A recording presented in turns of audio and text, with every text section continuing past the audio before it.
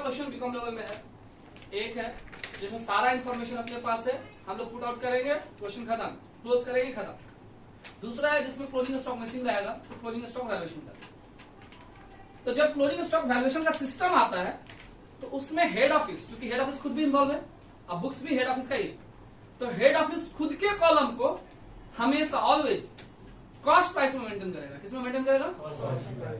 फिर से हम रिपीट कर रहे हैं, जब क्वेश्चन में कोई भी चीज मिसिंग हो तो उसका कैलकुलेशन करना पड़ेगा, तो हेड ऑफिस खुद के कॉलम में हमेशा कॉस्ट प्राइस को मेंटेन करेगा, जबकि ब्रांच के कॉलम में हमेशा इनवॉइस प्राइस को मेंटेन करेगा। ये मेरा क्वेश्चन आप किसके लिए बोले? जब मिसिंग रहे तब। लेकिन अगर क्वेश्चन में स्पेशली बोल दिया जाए कि हेड ऑफिस भी अपने अकाउंट को आईपी में ही मेंटेन किया है, किसमें मेंटेन किया? तो आईपी में अगर हेड ऑफिस खुद भी मेंटेन किया है तो हेड ऑफिस के स्टॉक के ऊपर भी लोडिंग कैंसिल करना पड़ेगा, क्योंकि लोडिंग हमेशा उस पर ही कैंसिल होता है जो आईपी में हो।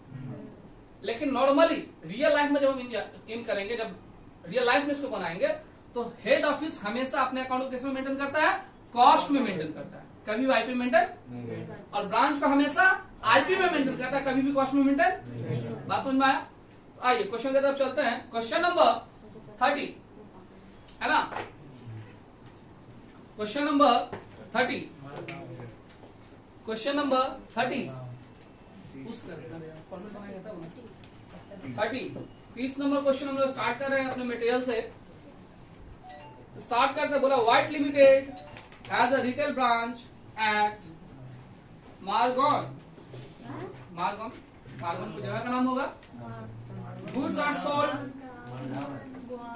ठीक है मेरे भाई, मारगॉन हो, मरजॉन हो, बम्बई हो, दिल्ली, ब्रांच है, इतना समझ ना सिर्फ। व्हाइट लिमिटेड एक रिटेल ब्रांच खोल के रखा है मारगॉन में या मारगांव में, ठीक है। गुड्स आर सोल्ड, ध्यान समझिएगा, goods are sold at 60% profit on cost, यानी सेलिंग प्राइस है 60%, आईपी नहीं है। The wholesale price is cost plus 40%, wholesale price क्या बोला? Cost plus 40%। Goods are invoice from Kolkata HO branch at Margaon at wholesale price. Goods जो send कर रहा है वो होलसेल प्राइस में, इसका मतलब जो सेंड वाला प्राइस होता है उसी को आईपी बोलते हैं, उसको आईपी बोलते हैं। तो यहाँ पे 3 तरह का प्राइस इन्वॉल्व हो गया, एक तो कॉस्ट, दूसरा सेलिंग, तीसरा होलसेल। होलसेल बोलो या आईपी बोलो, क्लियर है? तो डिपेंड तीनों का तीनों किस पे? कॉस्ट पे ही। इसका मतलब लेट किसको करना पड़ेगा? कॉस्ट पे, है ना। नोट में चलते हैं, पहले लोडिंग रेट निकाल लेते हैं। Note, loading rate, loading rate, ठीक है। सबसे पहले किसको लेट करें? कॉस्ट को, क्योंकि कॉस्ट पे डिपेंड है ना सर। तो let CP is equal to 100, कितना लेट किए? 100। क्वेश्चन में क्या बोला है कि एसपी जो है वो 60% प्रॉफिट ऑन कॉस्ट, मतलब कॉस्ट में एसपी जो है वो 100 प्लस 100 का 60%, यानी 100 प्लस 60 इक्वल टू 160, ये सेलिंग प्राइस है। होलसेल प्राइस WP या इसको हम आईपी भी बोलेंगे, ये मेरा कॉस्ट प्लस 100 इंटू 40%, यानी 100 प्लस 40 इक्वल टू 140 है, ठीक है। अगर हम देखा जाए तो लोडिंग रेट जो है, लोडिंग रेट ये हम लोग किए हैं, लिस्ट प्राइस में भी किए थे। लोडिंग रेट जो है वो डिफरेंस किसका होता है? इसका और इसका, आईपी का और सीपी का। कितना डिफरेंस है? 40, और किस में 40? तो 140 में 40, उसको अगर कैंसिल कर दे तो 2/7, है ना। अगर लोडिंग अप्लीकेबल होगा तो, क्लियर है। अब चलते हैं क्वेश्चन की तरफ, क्योंकि फाइनल अकाउंट है। आप लोग आइटम्स पुट करने में कोई दिक्कत नहीं होना चाहिए, सभी को पता है ओपनिंग स्टॉक कहा जाता है, परचेज कहा जाता है। हाँ बोलो बोलो सर। बोले सर यहाँ पर भी तो सर मतलब सर आईपी से ऊपर बेच रहे हैं, मतलब एक तरह का कैटलॉग प्राइस ही है। हाँ, लेकिन वो सेलिंग प्राइस को फिक्स कर दिया गया, वो ऐसा नहीं है कि कैश को ऐसे बेचेंगे और क्रेडिट को फिक्स ही कर दिया। हाँ, इसी में बेचेंगे, लेकिन ये भी लोडिंग से ऊपर ही है, कैटलॉग प्राइस ही है, एक्स्ट्रा प्रॉफिट है, ठीक है। आगे चलते हैं हम लोग। एक एक करके पुटअप करना चालू करते हैं। सबसे पहले देखिए 1,75,000 किसका स्टॉक का, टू ओपनिंग स्टॉक। एचओ का 1,75,000 बट ब्रांच का है ही नहीं। दस नेक्स्ट है परचेज, टू परचेज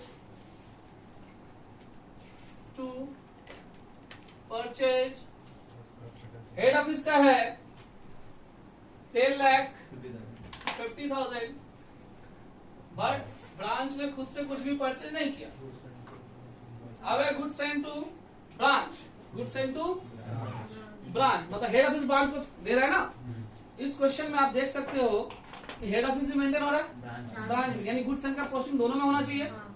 तो फिर वही नॉर्मल कॉन्सेप्ट रिसीवर गिवर वाला, हेड ऑफिस सेंड कर रहा है ब्रांच को तो ब्रांच रिसीवर हुआ, तो branch to head office, branch तो ब्रांच में टू साइड में लिखेंगे अमाउंट ब्रांच में, राइट ना। तो लिखिए टू गुड्स सेंड ब्रांच में ना, कितना अमाउंट है 3,78,000, 3,78,000, ठीक है। तो ये हुआ ब्रांच टू हेड ऑफिस, तो ब्रांच में लिख दिए, तो ब्रांच में टू हेड ऑफिस, तो हेड ऑफिस में बाय ब्रांच। तो बाय में लिखने से पहले याद रखिएगा ट्रेडिंग अकाउंट बना रहे हैं, सेल कैश में छोड़ के by goods send to branch, और अमाउंट किसमें, हेड ऑफिस में कितना 3,78,000। आगे बढ़ते हैं, नेक्स्ट हम लोगों का sale, buy sale, buy sales जो आपका हेड ऑफिस में है 10,71,000,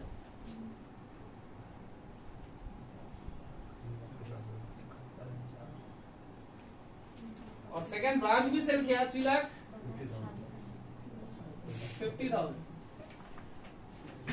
नेक्स्ट है हम लोगों का क्लोजिंग स्टॉक, यानी दे ही दिया है, क्लोजिंग स्टॉक दे ही दिया है, ठीक। By closing stock, by closing stock 4,20,000 क्या ना बोल, 4,20,000, और दूसरा कितना है 63,000। कोई दिक्कत है ना। लास्ट का लाइन पढ़ते हैं, पढ़िए लास्ट का। बोला stock at HO are made only on wholesale basis and that the branch only to customer. यहाँ तो कोई दिक्कत नहीं, इन्फॉर्मेशन किया अपना। मेरा मेन मोटिव चला लोडिंग की तरफ, किसकी तरफ, लोडिंग की तरफ। तो हमको ये देखना है कि लोडिंग किस में इन्वॉल्व है, एचओ में भी इन्वॉल्व हो सकता है, ब्रांच में भी, ब्रांच में तो होगा ही, एचओ में भी इन्वॉल्व है कि नहीं। तो इन्फॉर्मेशन बता रहा है कि stock at HO is valued at invoice price. बोले एचओ का स्टॉक भी किस में है, इनवॉइस प्राइस में, मतलब उसमें भी लोडिंग कटेगा। Clear line. तो लोडिंग, इस मेथड में लोडिंग ट्रेडिंग अकाउंट में कैंसिल नहीं होता है, या बार बार लोडिंग कैंसिल नहीं होता है, या गुड सेंड पे लोडिंग कैंसिल नहीं होता है। इस मेथड में सिर्फ स्टॉक पे लोडिंग कैंसिल होता है। किस पे, क्योंकि जो गुड सेंड है वो ऑटोमेटिक क्या करके स्टॉक में इन्वॉल्व होता है, आया गया, लास्ट में जो बच गया, जो नेट फिगर बच गया, उसी पे हम लोडिंग कैंसिल करेंगे। और वो नेट फिगर क्लोजिंग भी कहलाता है और ओपनिंग भी कहलाता है। बात समझ में आया। तो देखिए इसको पहले क्लोज करते हैं, पहले जीपी निकालिए, ट्रेडिंग के बाद क्लियर बनेगा, उतना स्पेस छोड़ दो नीचे। कैलकुलेट कीजिए फटाफट, एचओ का आपको करना है, बैठा क्यों है, कल कर कैलकुलेट चला, इसमें समझने का कैलकुलेट चलाने में क्या समझेगा। चलो एक क्वेश्चन को करने में जितना समय लगा उससे ज्यादा लग जा रहा है, कैलकुलेट चलाओ।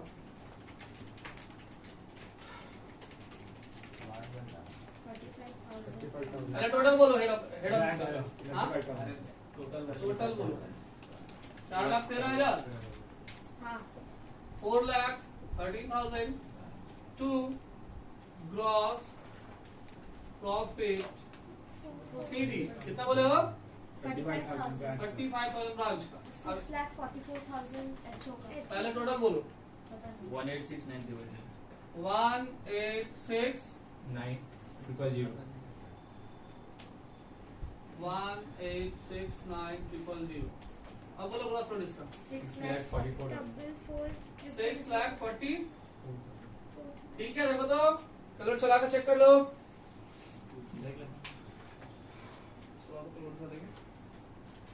6,44,000. अरे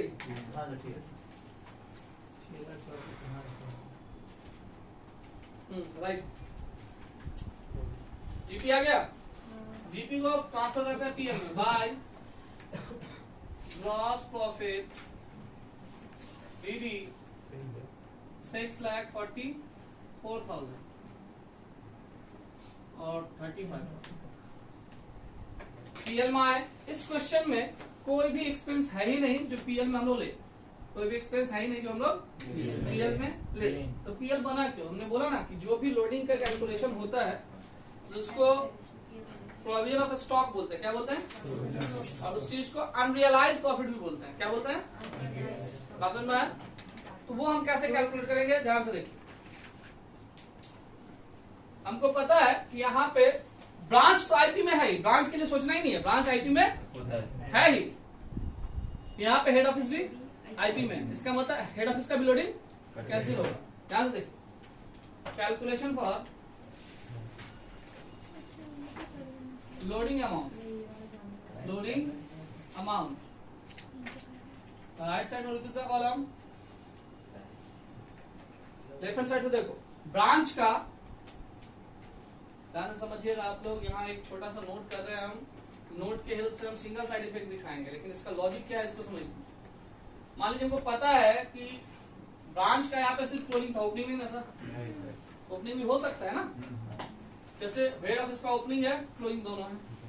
तो हेड ऑफिस का ओपनिंग का लोडिंग इधर करना चाहिए. अपोजिट लोडिंग होता है ना. आप क्लोजिंग का लोडिंग इधर करना चाहिए. सेम बात ब्रांच के लिए भी. ओपनिंग का लोडिंग इधर करना चाहिए, क्लोजिंग का लोडिंग इधर करना चाहिए. कहानी ये होगा ना. लेकिन ऐसा हम लोग हेड मतलब फाइनल अकाउंट मेथड में नहीं करते हैं. उसको नेट फिगर यूज करते हैं. कैसे समझिए. जैसे ब्रांच का क्लोजिंग है, ओपनिंग नहीं है. तो हम यहाँ पे एड एंड एक तो फॉर्मूला बना के बता रहे हैं. फॉर्मूला नहीं है, बस समझिए कि फॉर्मूला का टाइप में बता रहे हैं कि ब्रांच के लिए अगर हम लोडिंग निकालते हैं, ठीक है, तो सपोज दैट, ध्यान समझिएगा, सपोज दैट कि ये 63,000 कितना थाउजेंड है और यहाँ पे 50 होता है ऐसा. तो ये कौन सा बड़ा होता है? क्लोजिंग ना ओपनिंग? क्लोजिंग बड़ा होता है. तो अगर क्लोजिंग बड़ा हो तो क्लोजिंग माइनस ओपनिंग, जो भी ओपनिंग रहेगा वो करेंगे और उसके ऊपर हम रेट अप्लाई करेंगे. और जो फिगर आएगा वो पॉजिटिव आएगा. समझ रहे हो बात? अगर मान लो ओपनिंग बड़ा हो जाए, क्या बड़ा हो जाए? ओपनिंग. और क्लोजिंग छोटा हो जाए तो ओपनिंग माइनस क्लोजिंग करेंगे. बात समझ में आया ना. लेकिन उसका जो लोडिंग रेट आएगा वो ब्रैकेट में मतलब नेगेटिव में, ताकि नेट करने के टाइम वो ऑटोमेटिक एडजस्ट हो जाए. बात समझ में आया? क्लियर है? चलिए अभी हम लोग का सिर्फ क्लोजिंग है. क्लोजिंग के ऊपर 2/7 बोलो कितना होता है? हाँ 18,000. क्लियर है? 18,000. अगर हेड ऑफिस खुद के स्टॉक को कॉस्ट प्राइस में मेंटेन करता है तो हेड ऑफिस का लोडिंग नहीं निकालता है. लेकिन यहाँ क्या बोला कि हेड ऑफिस भी अपने प्राइस को इनवॉइस में ही रखा है. तो हेड ऑफिस का लोडिंग देखो एचओ का. यहाँ ओपनिंग क्लोजिंग दोनों है ना. कौन सा बड़ा है? क्लोजिंग अगर बड़ा रहेगा तो पॉजिटिव फिगर आएगा. इतना ध्यान रहेगा. 4,20,000 माइनस 1,75,000 ब्रैकेट क्लोज इनटू 2/7. करो कंप्लीट. 70,000 यानी टोटल लोडिंग कितना हो गया? 88,000. कोई दिक्कत? और ये लोडिंग काटने का हक सिर्फ एक ही इंसान के पास है, एचओ के पास. ब्रांच के पास नहीं है. मतलब जितना जिसका भी लोडिंग हो, उसका खुद का लोडिंग हो या ब्रांच का लोडिंग हो, लोडिंग जाएगा हेड ऑफिस के ही कॉलम में. समझ में आया? लिखे 2 प्रोविजन ऑफ स्टॉक, जिसको हम लोग अनरियलाइज्ड प्रॉफिट भी बोलते हैं. और ये जाएगा सिर्फ हेड ऑफिस में 88,000. क्लियर है? और ये पीएल में ही कैंसिल होता है. ट्रेडिंग में कैंसिल, क्योंकि अनरियलाइज्ड प्रॉफिट है ना. प्रॉफिट पीएल का नाम ही तो profit and loss account provision. अब इसको क्लोज करते हैं और एनपी कैलकुलेट करते हैं. 35,000 इसका है.